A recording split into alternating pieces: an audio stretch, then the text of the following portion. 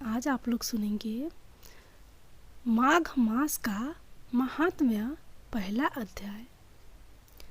एक समय श्री सूत जी ने अपने गुरु श्री व्यास जी से कहा कि गुरुदेव, कृपया करके आप मुझसे माघ मास का महात्म्य कहिए, क्योंकि मैं आपका शिष्य हूँ। व्यास जी कहने लगे कि रघुवंश के राजा दिलीप एक समय राज्य के स्नान के पश्चात पैरों में जूते और सुंदर वस्त्र पहनकर शिकार की सामग्री से युक्त कवच और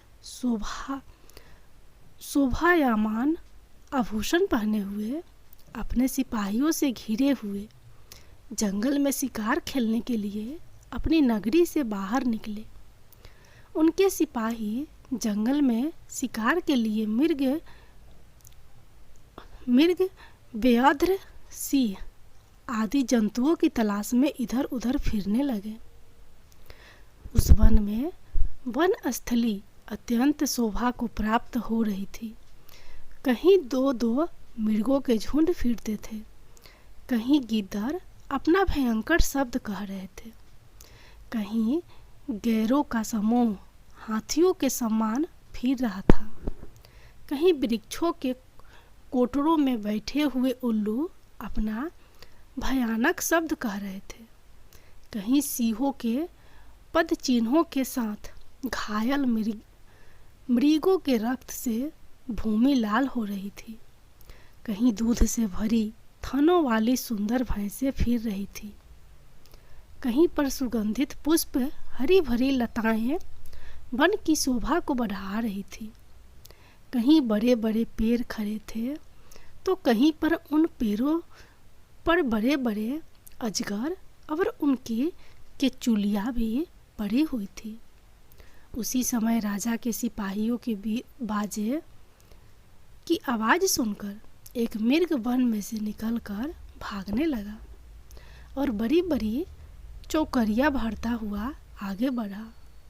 राजा ने उसके पीछे अपना घोड़ा दौड़ाया, परंतु मृग पूरी शक्ति से भागने लगा। मृग कांटेदार वृक्षों के एक जंगल में घुसा और राजा ने भी उसके पीछे वन में प्रवेश किया, परंतु दूर जाकर मृग राजा की हशिष्ट से ओझल होकर निकल गया। राजा निर्जन वन में अपने सैनिकों सहित प्यास के मारे अति दुखी हो गया। दोपहर के समय अधिक मार्ग चलने से सैनिक थक गए और घोड़े रुक गए। कुछ देर बाद राजा ने एक बड़ा भारी सुंदर सरोवर देखा, जिसके किनारों पर घने वृक्ष थे। इसका जल सजनों के हृदय के समान स्वच्छ और पवित्र था। सरोवर का जल लहरों से बड़ा सुंदर लगता था। जल में अनेक प्रकार के जल जंतु, मछलियाँ आदि स्वच्छ छंदा से इधर उधर फिर रही थी। दुष्टों के समान निर्दयी चित्त वाले मगरमच्छ भी थे। किसी किसी जगह लोभी के समान सीमाल भी पड़ी हुई थी।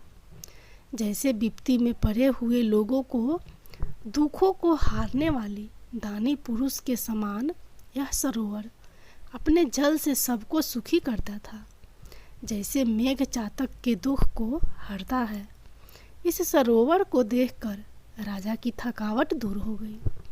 रात्रि को राजा ने वहीं विश्राम किया और सैनिक पहरा देने लगे और चारों तरफ फैल गए। रात के अंतिम समय में सुकरों के एक झुंड ने आकर सरोवर में पानी पिया और कमल के झुंड के पास आया। तब शिकारियों ने सावधान होकर सुकरों पर आक्रमण किया और उनको मारकर पृथ्वी पर गिरा दिया। उस समय सब शिकारी कोलाहल करते हुए बड़ी बड़ी प्रसन्नता के साथ राजा के पास गए और राजा प्रभात हुआ देखकर उनके साथी अपनी नगरी की तरफ चल पड़ा, जिसका शरीर तपस्या और नियमों के कारण बिल्कुल सूख गया था, जो मृगछाला और वलकल पहने हुए थे और नख, रोम तथा केश धारण किए हुए था। राजा ने ऐसे घोर तपस्वी को देखकर बड़े आश्चर्य से उसको प्रणाम किया और हाथ जोड़कर खड़ा हो गया। तपस्वी ने राजा से कहा कि हे राजन, इस पुण्य शुभ माघ में इस सरोवर को छोड़कर तुम यहाँ से क्यों जाने की इच्छा करते हो? तब राजा कहने लगा कि महात्मन, मैं तो माघ मास में स्नान के फल को कुछ भी नहीं जानता। कृपया करके आप विस्तार पूर्वक मुझको बताइए। अब आप लोग सुनिए दूसरा अध्याय। राजा के ऐसे वचन सुनकर तपस्वी कहने लगा कि हे राजन, भगवान सूर्य बहुत शीघ्र उदय होने वाले हैं, इसलिए यह समय हमारे लिए स्नान का है, कथा का नहीं। सो आप स्नान करके अपने घर को जाओ और अपने गुरु श्री वशिष्ठ जी से इस महात्म्य को सुनो। इतना कहकर तपस्वी सरोवर में स्नान के लिए चले गए और राजा भी विधि पूर्वक सरोवर में स्नान करके अपने राज्य को लौटा और रानीवास में जाकर तपस्वी की सब कथा रानी को सुनाई। तब सूत जी कहने लगे कि महाराज, राजा ने अपने गुरु वशिष्ठ जी से क्या प्रश्न किया और उन्होंने क्या उत्तर दिया, सो कहिए। व्यास जी कहने लगे, हे सूत जी, राजा दिलीप ने रात्रि को सुख से सोकर प्रातः समय ही अपने गुरु वशिष्ठ जी के पास जाकर उनके चरणों को छूकर प्रणाम करके तपस्वी के बताए हुए प्रश्नों को अति नम्रता से पूछा कि गुरुजी, आपने आचार दंड नीति, राज्य धर्म तथा चारों वर्णों के चारों आश्रमों की क्रियाओं, दान और उनके विधान, यज्ञ और उनकी विधियाँ, व्रत उनकी प्रतिष्ठा तथा भगवान विष्णु की आराधना अनेक प्रकार से तथा विस्तार पूर्वक मुझको बतलाइए। अब मैं आपसे माघ मास के स्नान के महात्मा को सुनना चाहता हूँ। सो हे तपोधन, नियम पूर्वक इसकी विधि समझाइए। गुरु वशिष्ठ जी कहने लगे कि हे राजन, तुमने दोनों लोगों के कल्याणकारी, वनवासी तथा गृह स्थितियों के अंतःकरण को पवित्र करने वाले माघ मास के स्नान का बहुत सुंदर प्रश्न पूछा है। मकर राशि में सूर्य के आने पर माघ मास में स्नान का फल गौ, भूमि, तिल, वस्त्र, स्वर्ण, अन्य, घोड़ा आदि दानों तथा चंद्रयान और ब्रह्मा कुर्चित व्रत आदि से भी अधिक होता है। वैशाख तथा कार्तिक में जप, दान, तप और यज्ञ बहुत फल देने वाले हैं, परंतु माघ मास में इनका फल बहुत ही अधिक होता है। माघ में स्नान करने वाला पुरुष राजा और मुक्ति के मार्ग को जानने वाला होता है। दिव्य हशिष्ट वाले महात्माओं ने कहा है कि जो मनुष्य माघ मास में सकाम या भगवान के निमित्त नियम पूर्वक माघ मास में स्नान करता है, वह अनंतः फल वाला होता है। उसको शरीर की शुद्धि, प्रीति, ऐश्वर्य तथा चारों प्रकार के फलों की प्राप्ति होती है। अदिति ने 12 वर्ष तक मकर संक्रांति में अन्न त्याग कर स्नान किया। इससे तीनों लोकों को उज्जवल करने वाले 12 पुत्र उत्पन्न हुए। माघ में स्नान करने से ही रोहिणी, सुभगा, अरुंधति दानशीलता हुई और इंद्राणी के समान रूपवती होकर प्रसिद्ध हुई, जो माघ मास में स्नान करते हैं तथा देवताओं के पूजन में तत्पर रहते हैं।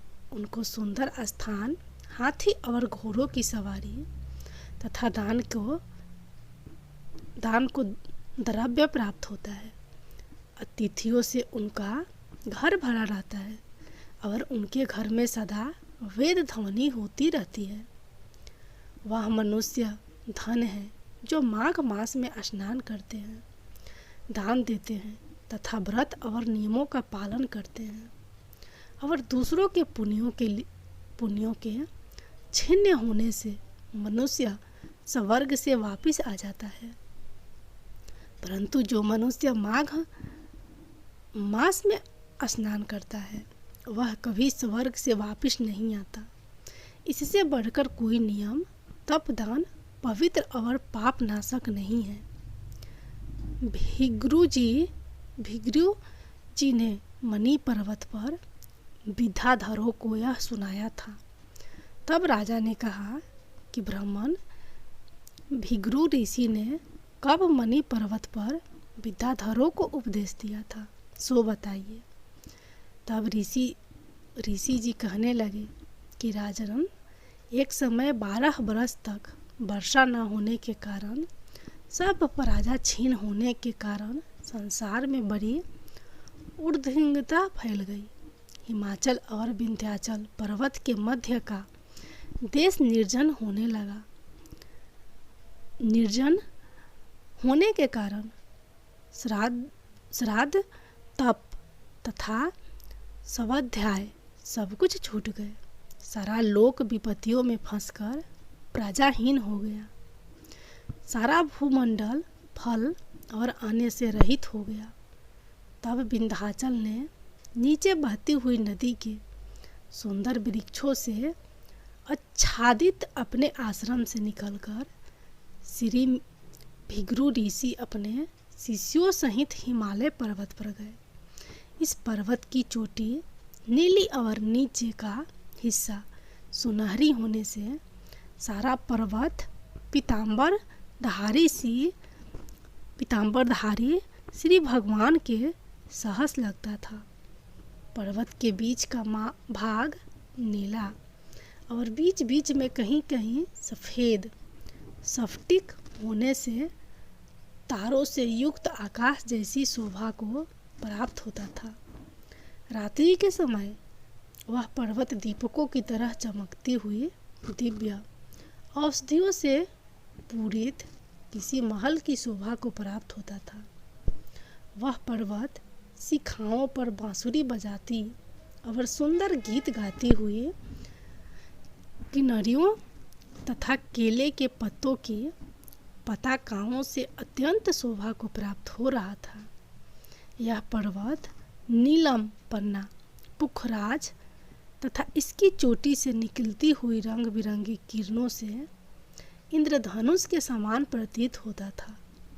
स्वर्ण आदि सब धातुओं से तथा चमकते हुए रत्नों से चारों ओर फैली हुई अग्नि ज्वाला के समान शोभायमान था। इसकी कंदराओं में काम पीड़ित विद्याधारी अपने पतियों के साथ आकर रमन करती है और गुफाओं में ऐसे ऋषि मुनि जिन्होंने संसार के सब कलेशों को जीत लिया है, रात दिन ब्रह्म का ध्यान करते हैं और कई एक हाथ में रुद्राक्ष की माला लिए हुए शिव की आराधना में लगे हुए हैं। पर्वत के नीचे भागों में जंगली हाथी अपने बच्चों के साथ खेल रहे हैं तथा कस्तूरी वाले रंग बिरंगे मिर्गों के झुंड इधर उधर भाग रहे हैं। यह